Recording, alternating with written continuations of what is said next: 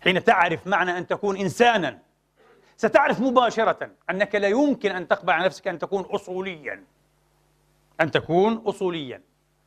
ونحن لا نلقي بالكلمات أو بالمصطلحات جزافا هكذا كيفما اتفق أبدا.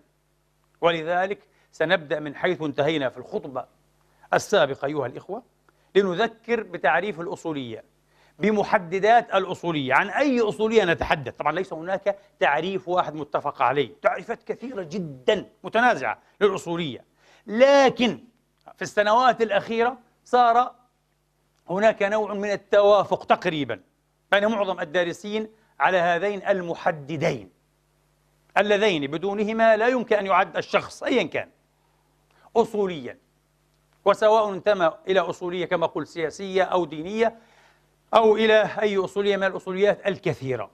المحدد الأول إطلاق النسبي. الأصولي أيها الإخوة يلعب كما قلت في آخر الخطبة السابقة دور الإله.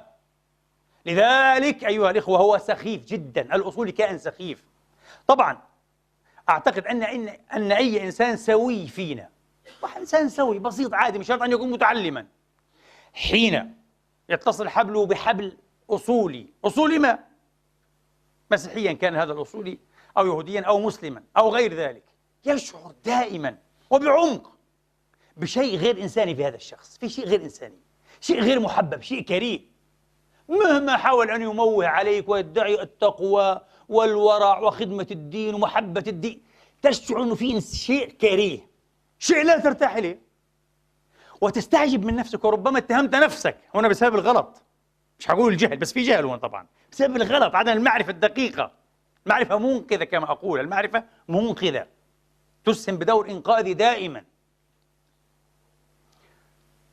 ربما تتهم نفسك بالنفاق، كيف لا أرتاح لهذا المتدين بهذا السمت الديني وأرتاح أحيانا لشخص علماني أو ليبرالي أو يساري، أشعر أن فيه شيئا محببا. أنت مش قادر تفكك، لماذا؟ إيش في هذا وإيش في هذا؟ أنا أقول لك ببساطة، إذا ارتحت إلى هذا لا يزال إنسانا، بكون إنسان هو لحد الآن لسه ما فقدش إنسانيته، مش جاي يلعب عليك دور إله، هو إنسان صح، هو يساري ماركسي علماني ليبرالي أيا كان، عدمي لا أدري، ولكن هو إنسان. يقول لك أنا إنسان، ممكن أكون مخطئ، ممكن أنت على صح وأنا غلط، في يوم من الأيام ممكن أنا أنقلب ألعب دورك، ممكن، وأنت تشعر بشيء يحببك في هذا الشخص. لكن هذا الأصولي تشعر أن فيه شيئا بغيضا.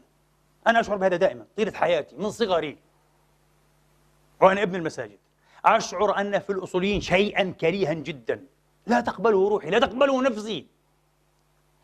ما هو هذا الشيء أيها الإخوة؟ قلنا إنه محاولة لعب دور الإله البيرفكت الكامل المطلق، وكما قلنا هذا سخف وتفاهة.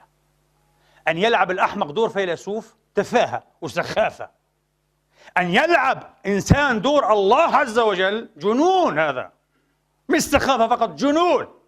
لأن الفاصل كما قلت لكم المسافة بين أحمق وبين فيلسوف تبقى إنسانية محدود، في نهاية المطاف الأحمق إنسان والفيلسوف إنسان، يعني ولا مش صحيح؟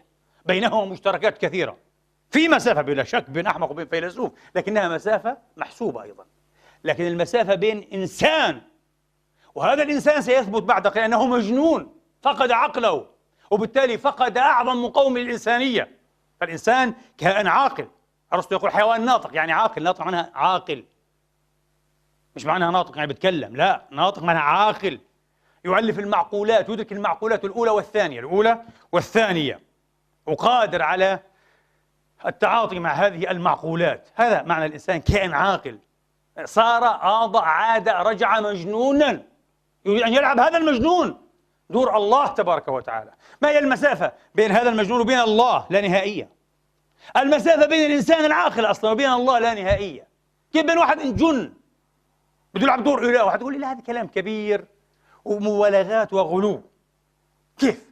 لا أحد يلعب دور الله، لا والله بالعكس، والله يلعبون لكن دائما هم يتورطون في لعب دور ماذا؟ إله زائف. لا يمكن لإنسان أصلا كما قلت لكم من حيث أتى أن يلعب دور الله، لا إله إلا هو. ولذلك هذا الإله الذي يلعب هذا الأصولي، هذا المجنون الملتاف الوثني دوره، هو إله زائف، إله ألعوبة. قال تبارك وتعالى أرأيت من اتخذ إلهه هواه. فيه هكذا، هو رب هواه، ويقول لك هذا هو الله، الله يريد هذا، الله يأمر بهذا، الله يحب هذا. يا أخي الله لا يحب هذا، تكذب على من أنت؟ كلام الله بين أيدينا محفوظ مسطور، لا إله إلا هو. أنت لا تفقه كلام الله، لا تستطيع حتى أن تفهمه فهما جيدا وفق قواعده، تتكلم بلسان إيه؟ إلا أنت تغتصب هذا وتجعل تفسيرك هو كلام الله تبارك وتعالى معادلا تماما لكلام الله. من يصدقك إلا المجانين من أمثالك، وموجود فعلا. المجنون يجتذب المجانين أكيد، والعباقرة يغرون العباقرة أمثالهم وعشاق العبقرية. مستحيل أن ينضوي وأن ينزوي وأن يحاز إلى مجنون إلا مجانين من أمثاله.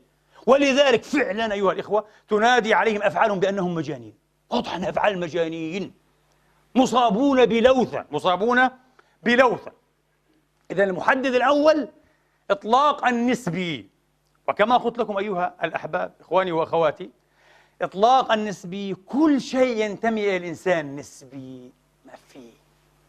نحن نسبي، لسنا آلهة، نحن بشر بنو آدم، مخلوقات محدثة صاغتها القدرة الإلهية، وخلق الإنسان ضعيفا. ولا مش صحيح؟ الإنسان ينسى، الإنسان يسهو، الإنسان يغلط، الإنسان يضعف، الإنسان يضمحل، الإنسان يموت، الإنسان يغدى، يأكل ويشرب ويخرج. كائن ضعيف أيها الإخوة، في مميزات رائعة بلا شك جعلته الكائن الأروع في هذا العالم، ولكنه في نهاية المطاف كائن ضعيف، كائن مخلوق لله تبارك وتعالى، محدود ونسبي، ليس مطلقا، ليس إلها. إذا غامر أن يلعب دور إله، ودائما إله زائف، كما أقول لكم في النهاية هو لن يكون إلها، لن يصير إلها ولن يبقى إنسانا. يا للمفارقة، سيعود إلينا مجنونا، سيعود إلينا مجنون دائما.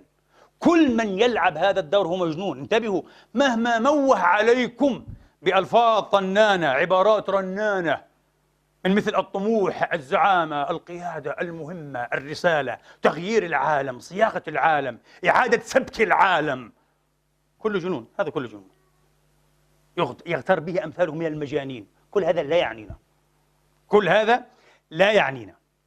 فأقول لكم، كيف يقوم الأصوليون بإطلاق النسبي؟ وهل فعلا يقومون بهذا؟ نعم، يقومون بهذا تماما. متى وكيف؟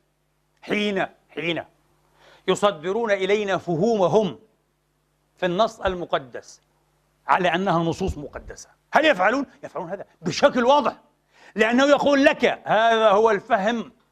ما بقولش الراجح هو أو الأرجح، هذا هو الفهم، هذا هو الفهم، ومن خالفنا ضربنا عنقه قتلناه.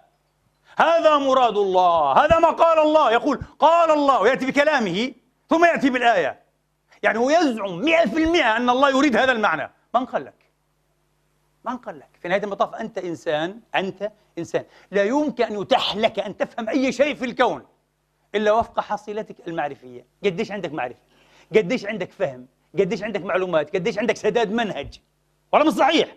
كيف لما تكون ابن ثانوية عام أنت حتى دراسة جامعية ما عندكاش، وأحيانا ما فيش حتى ثانوية، وحتى لو في جامعية،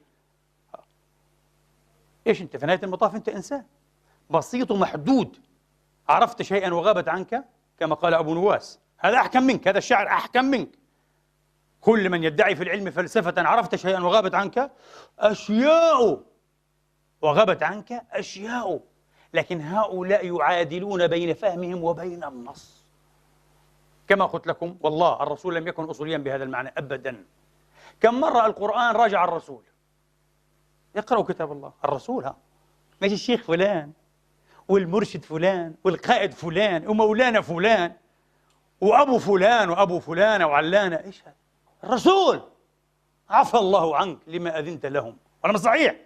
ما كان لنبي أن يكون، يا أيها النبي لم تحرم ما أحل الله لك تبتغي مرضات أزواجك وتخشى الناس والله أحق أن تخشى.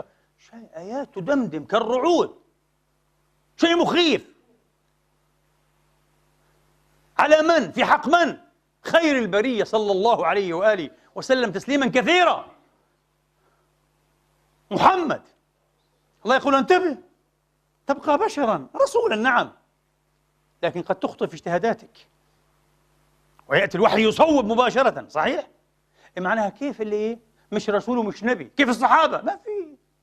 أبو بكر في أول خطبة رضوان الله عليه: أيها الناس أطيعوني ما أطعت الله فيكم، فإن عصيته فلا طاعة لي عليكم. يا سلام يا أبا بكر، يا سلام يا صديق الأمة. ما قالش أطيعوني، والله الذي لا إله إلا هو. أقرأ لواحد من علماء ودعاة العصر، كبير، مؤسس لحركة كبيرة إسلامية، والله يقول لتلاميذه، لأبناء تنظيمه ودعوته: هذه مرحلة التكوين، بنكونكم احنا الآن. شعار المرحلة أمر وطاعة، بلا تردد، بلا مناقشة، بلا مراجعة، بلا شك، بلا حرج. إله، أنت تلعب دور الله. لمن هذا؟ قال: فلا وربك لا يؤمنون حتى يحكموك فيما شجر بينهم ثم لا يجدوا في أنفسهم حرجا مما قضيت ويسلموا تسليما.